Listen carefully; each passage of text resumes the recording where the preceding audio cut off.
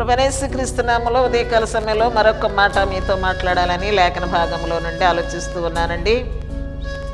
దేవుడు ఉన్నాడు అనటానికి మరొక రుజువు ఈ దినాన్ని మీతో నేను చెప్పబోతూ ఉన్నాను. హెబ్రీ పత్రిక 1వ అధ్యాయము 1-4 వచనాల వరకు మనం చదివితే చక్కని మాటలు మనకు అక్కడ కనపడతాయి.